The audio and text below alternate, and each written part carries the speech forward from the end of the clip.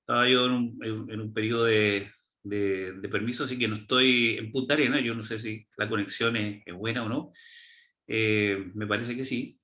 Bueno, muy grato tratar de participar un poco en tratar de aclarar lo que es la vida diaria del médico que trabaja en urgencia, médicos generales que no son cardiólogos. Eh, Así que, bueno, revisé este tema. Idealmente íbamos a hablar de fibrilación auricular primero y después otras arritmias que se pueden ver en el servicio de urgencia. ¿Por qué fibrilación auricular? Porque lejos es la más frecuente, a la cual nos vemos enfrentados. Y respecto de esa, yo traté de armar un esquema respecto de eh, otras alternativas diagnósticas a las cuales debemos enfrentar respecto a la terapéutica y cómo tratar a estos pacientes.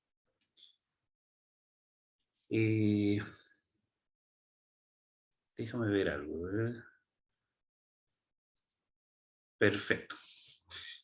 Bueno, las arritmias, entonces, son, ¿por qué lo tratamos? ¿Por qué quisimos tratarlo? Aparte de cardiopatía coronaria, que, ¿no es cierto?, siempre es como que la que se lleva toda la atención. La arritmia también nos enfrentamos de forma frecuente, porque son también un frecuente motivo de consulta. La palpitación en el servicio de urgencia es un motivo de consulta importante. Eh, y de esa arritmia, la más común, ¿no es cierto?, fibrilación auricular. Las arritmias pueden llegar a convertirse en un importante dolor de cabeza para el médico de urgencia, ¿no es cierto?, especialmente cuando estas arritmias no tienen una mala tolerancia clínica o el paciente llega con bastante inestabilidad hemodinámica. Así es que es importante tratar de reconocerlas. Vamos a ver. Bueno, ¿y qué son las arritmias? Entonces, como todos sabemos, ¿no es cierto?, son alteraciones del ritmo cardíaco sinusal normal, ¿no es cierto?, producida por una alteración tanto en la generación y en la conducción del impulso eléctrico, pudiendo ser clasificada. Hay varias clasificaciones según frecuencia, ¿no es cierto?, y ahí tenemos las bradiarritmias y las taquiarritmias, según el ancho del QRS ancho, QRS estrecho, según lo regulares o irregulares que sean, y según la zona donde se originan estas arritmias, que pueden ser supraicianas, o supraventriculares o ventriculares. Pero esto englobaría, ¿no es cierto?, probablemente varios días de charla. Entonces, lo que quiero acotar en esta presentación básicamente son las arritmias, o sea, las taquiarritmias de complejo estrecho, que puedan ser regulares o irregulares y cuyo origen está, que sean supraventriculares. Para tratar de acotar un poquitito, porque si no sería mucho. Pero respecto al diagnóstico diferencial de la fibrilación auricular rápida, ¿no es cierto?, las taquiarritmias de complejo estrecho, tanto regulares y irregulares y de origen supraventricular, es lo que vamos a tratar de encauzar esta presentación. Bueno, los síntomas, todos conocemos los síntomas. La verdad que las arritmias pasan por una gama de síntomas, pasando por ser frecuentemente asintomáticas, como un hallazgo dentro del examen físico, pero también los pacientes pueden presentar palpitaciones, mareos, síncopes u otros. Hay que valorar inicialmente, ¿no es cierto?, cuando nos enfrentamos a esto, cómo es la tolerancia clínica y hemodinámica del paciente. La presencia, obviamente, de la obtención de un electrocardiograma de 12 derivaciones es fundamental. El análisis, la historia clínica y la exploración física también es importante. Y la solicitud de pruebas complementarias, como analítica general, radiografía de tórax, y cada vez más común, ¿no es cierto?, la obtención de un ecocardiograma de urgencia. Hay varios médicos que trabajan en los servicios de urgencia que manejan bien el ECOFAST y que, por lo tanto, rápidamente pueden orientarse respecto a la presencia o no de una cardiopatía estructural.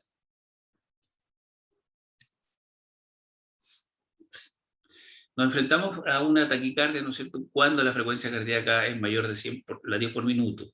Y nos enfrentamos a un QRS estrecho, ¿no es cierto?, cuando la amplitud del QRS es menor de 120 milisegundos, menos de 3 cuadritos de los pequeños. Eso es menos de 120 milisegundos. Estas taquicardias QRS estrecho tienen su origen a nivel supraventricular. Puede ser sobre el GIS o dentro del GIS mismo. Ya que la amplitud menor de 120 milisegundos implica que la conducción en la red Purkinje estaría conservada, sería normal. Para tratar de saber más o menos, vamos a ver, ¿no es cierto?, las taquicardias, nos estamos yendo en este sentido, ¿no es cierto?, las taquicardias supraventriculares. Bueno, hay taquicardias supraventriculares que requieren solo del tejido auricular para su génesis. Y en este caso, ¿no es cierto?, estamos hablando de la fibrilación auricular, el flutter y las taquicardias auriculares. Pero hay otro grupo de taquicardias supraventriculares que requieren de la participación del nodo AB para la génesis y la conducción de este impulso. Y aquí estamos hablando de las taquicardias por reentrada nodal y las taquicardias con participación de una vía accesoria. Una consideración, que en condiciones normales la conducción auriculoventricular solo es permeable a los estímulos eléctricos a través del nodo AB. Cualquier otra cosa es anormal. Y esto está regulado por varios mecanismos, ¿no es cierto? La conducción del nodo AB es decremental, o sea, cuando mayor es la frecuencia cardíaca, más lento conduce este nodo AB. Y los estímulos vagales y la regulación del sistema nervioso simpático y parasimpático pueden alterar también su conducción.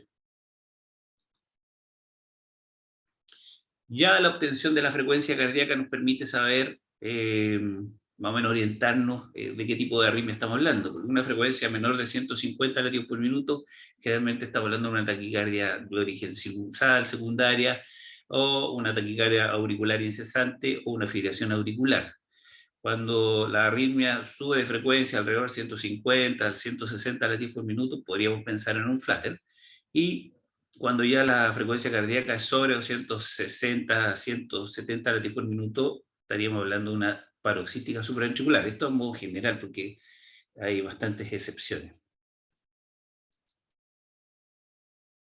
Existen dos situaciones en las que, a pesar de que el origen de la arritmia es supraventricular, el QRS se ve ensanchado, o sea, vemos un QRS ancho. Cuando tenemos conducción con aberrancia, o sea, cuando tenemos una taquicardia supraventricular, pero que previamente el paciente ya tenía un bloqueo de rama, y en caso de la conducción AB, se produce por una vía accesoria o extranodal, cuando existe el síndrome de preexcitación, que lo vamos a ver enseguida. Los aspectos relevantes cuando nos enfrentamos a una taquicardia paroxística supraventricular es tratar de efectuar el diagnóstico diferencial, ¿no es cierto? ¿Es una fibrilación auricular, es un flutter o es una taquicardia paroxística supraventricular? También tratar de identificar si estamos presentes o no frente a una FA, fibrilación auricular preexcitada, o fibrilación conducida con aberrancia, porque son dos entidades distintas. Y conocer, obviamente, el manejo apropiado de urgencia. Y como nos gustan a veces los algoritmos, nos ayudan a por lo menos ordenarnos mentalmente, vamos a revisar este algoritmo. Entonces tenemos una taquicardia de QRS estrecho, ¿no es cierto? QRS de menor de 120 milisegundos. La primera pregunta que deberíamos hacernos es si esta taquicardia es regular o es irregular. Porque si es irregular, lo más probable, ¿no es cierto? Y aquí tenemos más del 90% de diagnóstico, estamos enfrentados a una taquicardia de tipo fibrilación auricular. Y las otras podrían ser, pero son condiciones raras. Como en medicina existen condiciones raras, como la taquicardia auricular o flutter con conducción AB variable, taquicardia auricular multifocal, que la verdad que el diagnóstico es difícil, pero taquicardia con QRS estrecho irregular, más del 98% de las probabilidades que se trate, ¿no es cierto?, de una filiación auricular. Ahora, si nos vamos por el otro brazo, obtenemos el electrocardiograma, la taquicardia es regular, tenemos una taquicardia regular. En ese caso vamos a tratar de ver si tiene ondas P. Si las ondas P son visibles y la frecuencia de la onda P es mayor que la frecuencia ventricular, en más del 90% de los casos vamos a encontrar que esto se trata de un flatter auricular. Así es que, si nos vamos por este brazo, entonces encontramos ondas P, y estas ondas P son visibles y son más frecuentes que el ritmo de escape ventricular, estamos en presencia de un flatter auricular. Devolvámonos acá. Si no tenemos ondas P, lo más probable que se trate de una taquicardia por reentrada nodal. Entonces aquí tenemos, en este algoritmo, básicamente, si seguimos, ¿no es cierto?, tanto la regularidad o irregularidad de la presencia de la arritmia, o la presencia o no presencia de onda P, tenemos básicamente más del 99% de los diagnósticos. Las otras, prácticamente, si se observa onda P, al final todas terminan en lo mismo, ¿no es cierto?, taquicardia por reentrada nodal, o taquicardia por reentrada a través de una vía accesoria, y que serían la mayoría.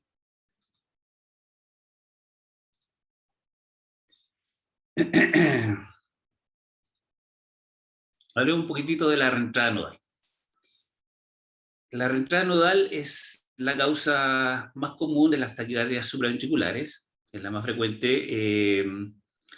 También es más frecuente en mujeres, 2:1 con esa relación. En este caso hay dos vías que dirigen hacia el nodo auriculoventricular, ambas tienen distintas propiedades de conducción electrofisiológica. Una de las vías generalmente tiene una característica de ser una vía rápida con periodo refractario lento, y otra vía de conducción lenta con periodo refractario corto.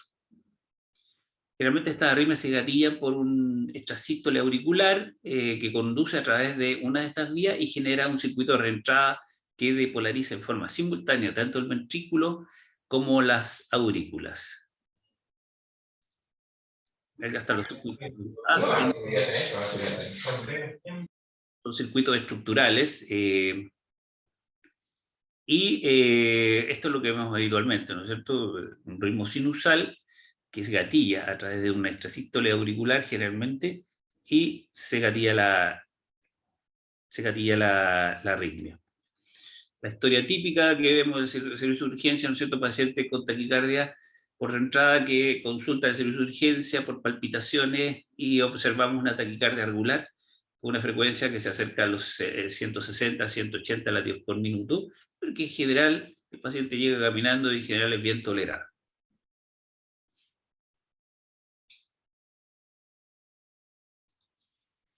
Habíamos dicho, según el algoritmo, de que en estas ondas, en este tipo de arritmias, no se visualiza la onda P, y que por lo tanto el algoritmo nos lleva inmediatamente a una taquicardia por reentrada nodal. Pero en realidad, a vistas de los electrofisiólogos, sí se observa la onda P. La onda P está contenido dentro del electrocardiograma y tiene un intervalo RP bastante corto, menor de 70 milisegundos. Por eso está metida la onda P, si uno la mira con ojos probablemente bien especializados, se puede lograr visualizar la onda P. Por eso que se observan una pseudo S en derivadas inferiores y una pseudo R en B1, que sería la onda P para ojos de electrofisiólogo. Pero en realidad lo que vemos nosotros en la práctica es esto, ¿no es cierto? No observamos la onda P definitivamente, y este es más o menos el electrocardiograma más frecuente de observar. En el tratamiento agudo para este tipo de taquicardia, lo fundamental, si el paciente tolera bien la arritmia, ¿no es cierto?, las maniobras vagales, hay que pedirle al paciente, ¿no es cierto?, que realice maniobras vagales, generarle náuseas, maniobras de Valsalva, y eso podría, en un porcentaje que puede ser variable, terminar con la arritmia sin necesidad de administrar algún tipo de medicamento. Cada vez más nos enfrentamos a residentes que hacen poco las maniobras, no les creen mucho las maniobras vagales, pero pueden ser útiles. En un porcentaje no despreciable de pacientes terminan, porque acordémonos que el nodo AB, estas son arritmias en las cuales la participación del nodo AB está influenciado por el sistema parasimpático, y los estímulos vagales podrían enlentecer la conducción y terminar con la arritmia. Bueno, si no nos resultan las maniobras vagales, adenosina es el fármaco de elección, una vida media corta, menos de 5 o 6 segundos, una dosis de 6 a 12 miligramos. No hay que tenerle miedo a la adenosina, generalmente es un fármaco que es bastante bien tolerado, puede producir un susto porque puede producir una sistolía transitoria. Efectos secundarios son el dolor torácico, vasodilatación, malestar general, estar contraindicado en asmático. Como alternativa de segunda línea podríamos usar los beta bloqueadores o calcio antagonistas. La cardioversión eléctrica para este tipo de arritmia es muy excepcional, porque en general esta es una arritmia bien tolerada, a pesar de la frecuencia cardíaca. Así que sería una cosa muy excepcional. Hasta aquí, no sé cómo vamos. Bien, Doc, se ve y se escucha todo perfecto. Ya, fantástico. Sigamos dándole entonces. Bueno, otro tipo de patogenia de las taquicardias supraventriculares sería por las vías accesorias, o el famoso VAS de Kent.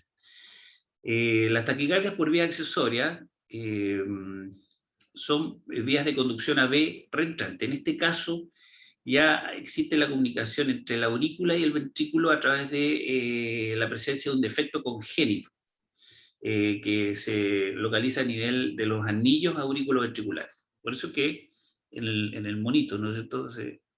Esta sería una vía accesoria que tiene algunas características. Algunas de estas vías son ocultas, o sea, si uno toma un electrocardiograma no se sabe si está o no está esta vía, y otras vías accesorias son bastante evidentes, y en este caso constituyen, ¿no es cierto?, la presencia de un síndrome de preexcitación o Wolff-Parkinson-White, que lo vamos a detallar.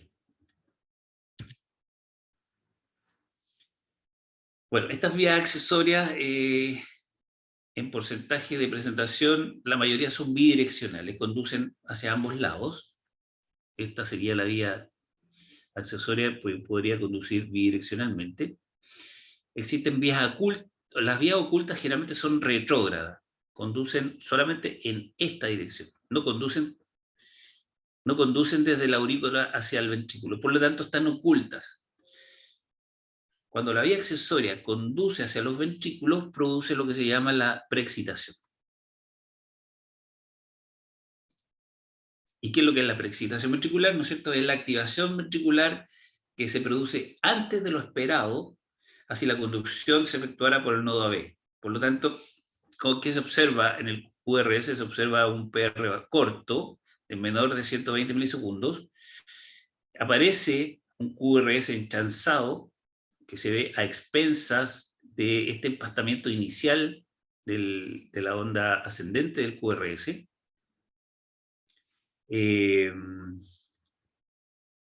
Y esto que se activa a través de la onda delta y a través de la conducción AB normal. Y además, secundariamente se observan trastornos de repolarización. O sea, es bastante amórfico este complejo QRS. PR corto, onda delta y alteración de repolarización. Y esto se ve porque la vía accesoria conduce en forma bidireccional y principalmente anterógrada. Más de lo mismo. Como vemos en la práctica, un electrocardiograma donde observamos el Wolff-Parkinson-White, más o menos, ¿no es cierto? Se observa un PR corto, menor de 120 milisegundos, con la onda ascendente del QRS parece estar ensanchado.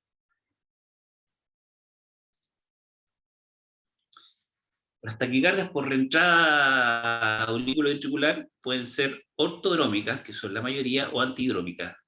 Ortodrómica significa que la arritmia, cuando una vez que se gatilla la arritmia, baja por el nodo AB. Se activa el impulso, el impulso baja por el nodo AB, encuentra la vía accesoria en algún momento excitable, y afuera del periodo refractario, en algún momento se genera esta situación, la encuentra fuera del periodo refractario, y se produce un circuito de reentrada. Ortodrómica, porque el impulso sigue bajando por el nodo AB, pero sube a través de esta vía accesoria, estimulando tanto la aurícula como los ventrículos de forma repetitiva. A diferencia de la antidrómica, en este caso, el impulso baja por la vía accesoria y entra al revés por el nodo AB hacia la aurícula. Y estos son mucho menos frecuentes y la verdad que genera un complejo QRS bastante aberrante, porque la circulación del impulso,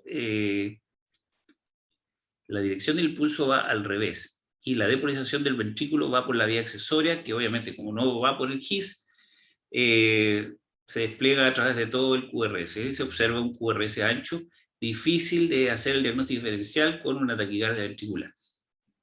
Afortunadamente la mayoría de las arritmias, son el 95%, son ortodrómicas y generalmente no presentan problemas para el diagnóstico. Entonces, cuando se activa esta vía accesoria, la taquicardia es de complejos finos. Como se activa también la aurícula, se observa una P retrógrada en el segmento STT. El segmento de RP es más constante y la frecuencia cardíaca puede llegar entre 150 a 200 latidos por minuto. Aquí se observa bastante bien una taquicardia auricular por reentrada. Básicamente para el tratamiento agudo no varía mucho de lo que habíamos visto de la reentrada nodal, ¿no es cierto? Las maniobras vagales, el uso de la adenosina, los beta bloqueadores y la cardioversión eléctrica solamente indicada en pacientes con muy mala tolerancia hemodinámica. Así que eso sería como excepcional.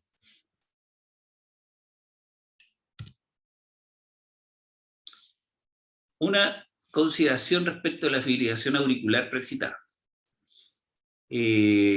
Cuando existe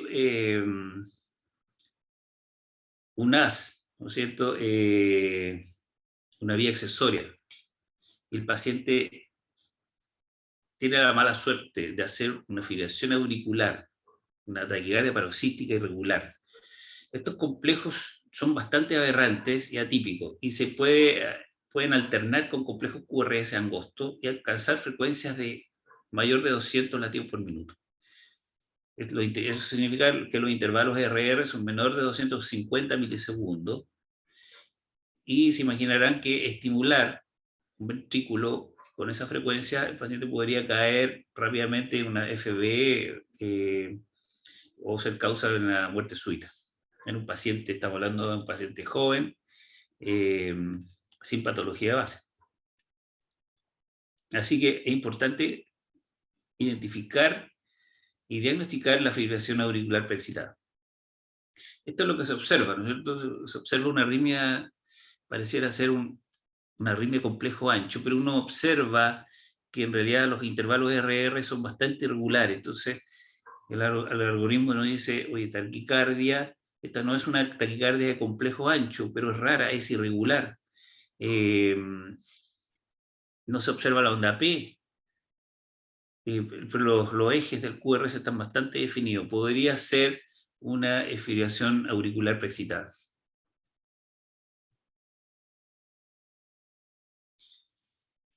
Se observa, ¿no es cierto? Obviamente es una taquicardia irregular de complejos anchos, porque utiliza la vía accesoria. Y, como dijimos, el riesgo fundamental es degenerar en una fibrilación ventricular y muerte súbita. Por lo tanto, el tratamiento en este caso es la cardioversión eléctrica inmediata.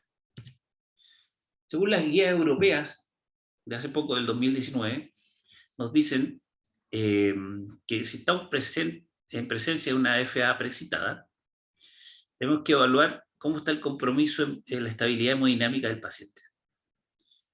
Si se fijan, ellos recomiendan, ¿cierto?, que si el paciente está inestable desde el punto de vista hemodinámico, hay que realizar una cardioversión sincronizada, ¿verdad?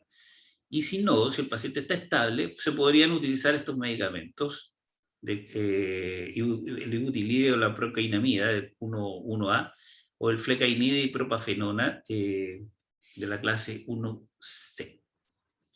Pero ¿qué es lo que pasa? Que estos fármacos no están ni aquí, y les aseguro que no están en ningún servicio, en muy pocos servicios en Europa tampoco están. Por lo tanto, se termina, al final, en la práctica, que si estamos frente a esta presencia de esta arritmia, obviamente no vamos a tener estos medicamentos, por lo tanto, una cardioversión eléctrica sería lo indicado para la práctica diaria, para la práctica nuestra.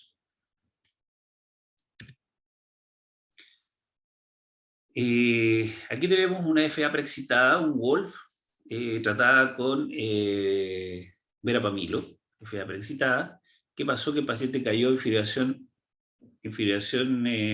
ventricular de forma inmediata. Afortunadamente tenían el aparato de reanimación cardiopulmonar y le aplicaron una descarga de 200 joules y el paciente logró salir. Pero eso es lo que puede pasar si uno utiliza un medicamento inapropiado en una FA preexcitada. Así que ojo.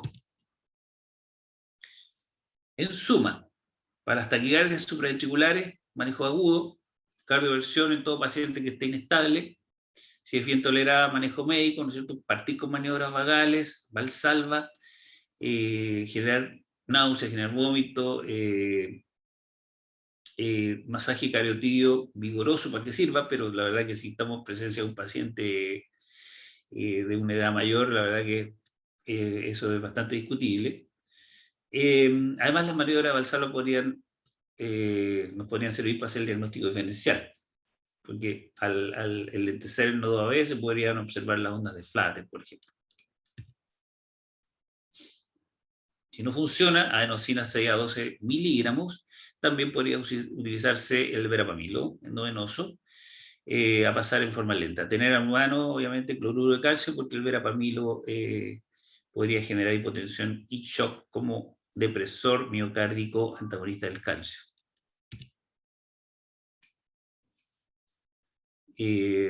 Esta, según las guías europeas del 2019, ¿no es cierto?, para una taquicardia de complejo angosto con esta inestabilidad hemodinámica, cardioversión sincronizada. Si no hay inestabilidad, maniobras vagales, usar adenosina, y si esto es inefectivo, verapamilo diltiazem o beta bloqueadores con un grado de recomendación 2A a nivel de evidencia C. En general, la mayoría terminan acá, ¿no es cierto?, por la adenosina, por el brazo más conservador, generalmente responden a la adenosina. Al administrar la adenosina, muchas veces generan bastante susto la aparición de estas arritmias ventriculares que se generan por la descarga adrenérgica, pero lo que la verdad que no tienen ningún significado patológico, el paciente restaura su ritmo sinusal normal. Aparte de generar un poco de estrés en el médico operador, no pasa nada. Si el paciente no respondiera, pues se podría utilizar amiodarona endovenosa en dosis de 150 a 300 miligramos en infusión lenta para lograr una cardioversión.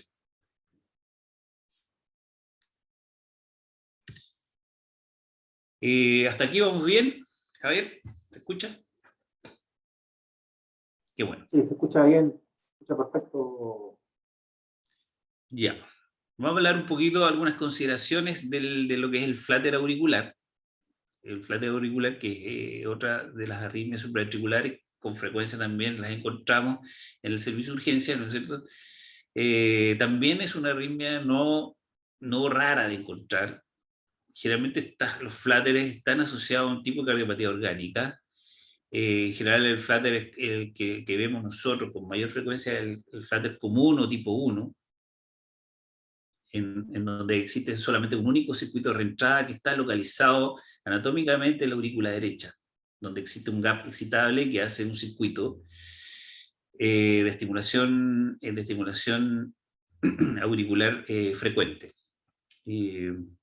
También suele aparecer en pacientes con EPOC, cardiopatía isquémica, hipertensión arterial, cardiopatía valvular. ¿Sí? El flutter, siempre detrás del flutter hay algo, ¿no?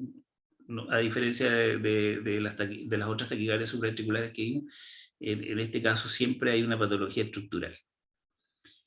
Bueno, las características del electro son por todos conocidos, ¿no es cierto? Las ondas F de flutter que sustituyen a las ondas P, son estas ondas en diente de sierra con morfología constante, que generalmente existe un bloqueo 2x1, y la frecuencia auricular, si uno mide la frecuencia, va entre 250 y 350 latidos por minuto. Estos intervalos FF son regulares, no existe una línea isoeléctrica entre ambas ondas de flutter, son por lo tanto bastante consecutivas, y los intervalos RR son regulares, salvo cuando existen bloqueos AB variables en un flutter atípico, que son raros de ver. Este es el electrocardiograma típico de un paciente con flutter, con las ondas en serrucho. Uno ve el flutter, la verdad que es fácil el diagnóstico. Esto parece que ya lo hablamos.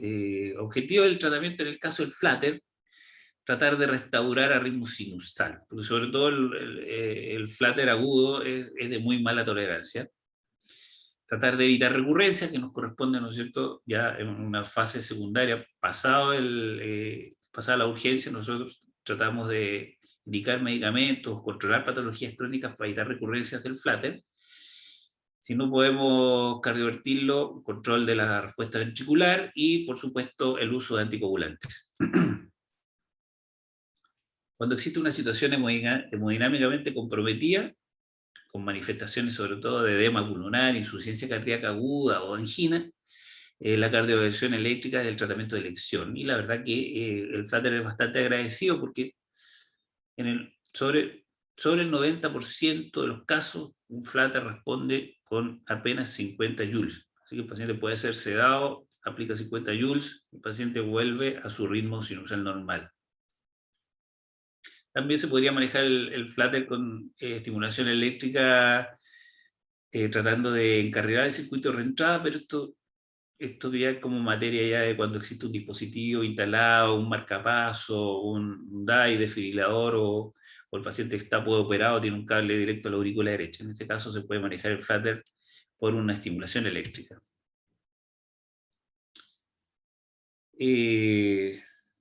Bueno, los fármacos más utilizados para evitar la recurrencia son en nuestro ambiente, ¿no es cierto?, es la amiodarona, y obviamente el manejo de la patología crónica, insuficiencia cardíaca y como corresponde. Obviamente la anticoagulación está indicada en el flutter porque el riesgo embólico anual es de 1,8 al 3% por año, por lo tanto se indica la anticoagulación.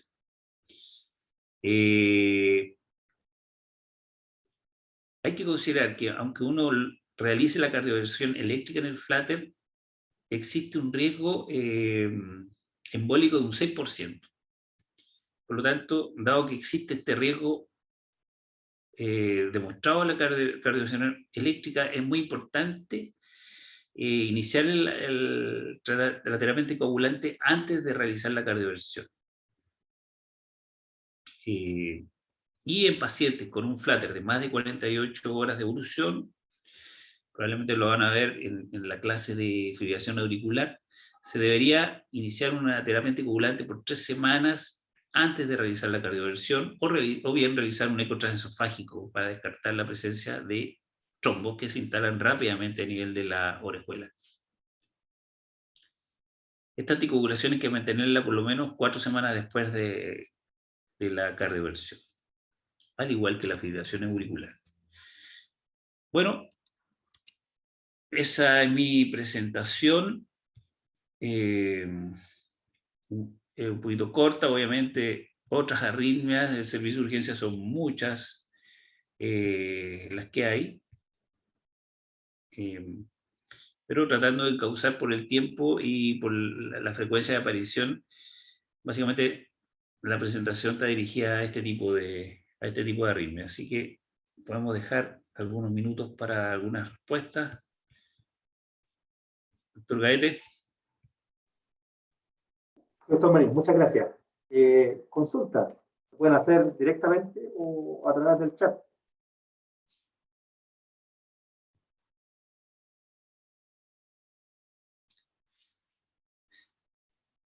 La experiencia suya, Doc, acá, ¿cuáles serían las principales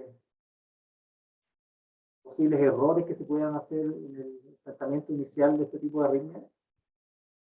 Errores en el diagnóstico, por ejemplo, o en el manejo.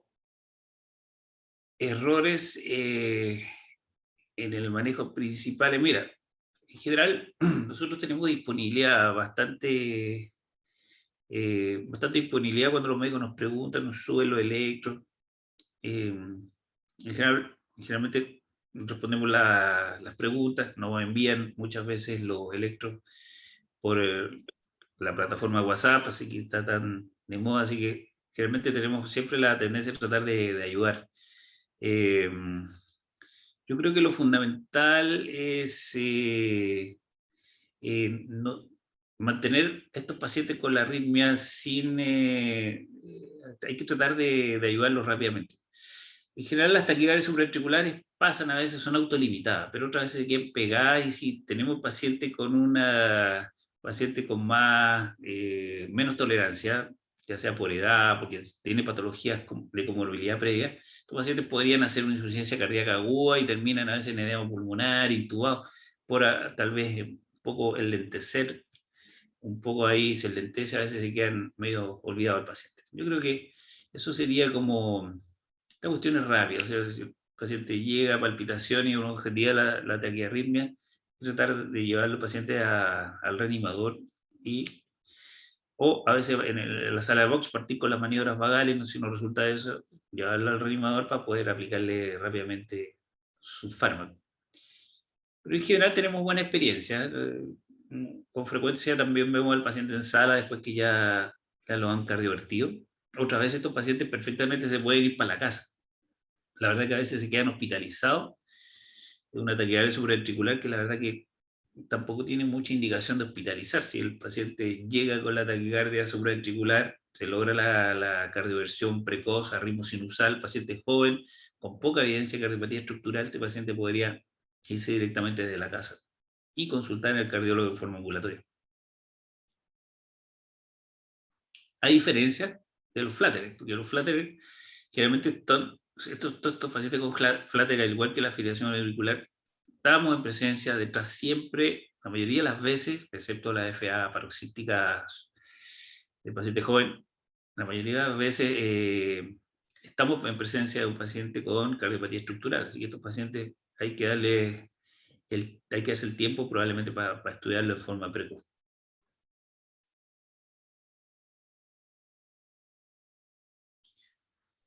Bueno, ojalá que se haya entendido a dónde apuntamos con este manejo de arritmias supraventriculares de complejo angosto, que son un motivo de consulta no despreciable. Muchas veces estos pacientes llegan a la urgencia y ya se les pasó en el trayecto, se les pasó la taquicardia paroxística, y en ese caso el paciente termina con un lorazepam debajo de la lengua, o terminan también en el cardiólogo diferidamente, y tampoco uno logra objetivar la arritmia. Cuando ya llega ya no tienen nada. Entonces, a veces cuesta hacer el diagnóstico. Así que tal vez eso es algo importante. Si el paciente llega con palpitaciones, se objetiva en el pulso una palpitación al examen físico precoz, tratar de agarrarlo rápidamente con un electrocardiograma, porque eso va a sellar probablemente la forma como lo vamos a estudiar para adelante. Puede que ese paciente yo le instale un holter después y no encuentre ningún tipo de arritmia, entonces va a ser más difícil agarrarlo.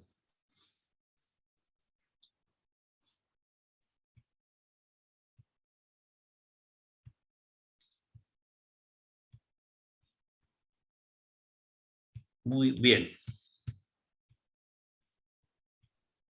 Doctor Marín, muchas gracias. Excelente su presentación. No,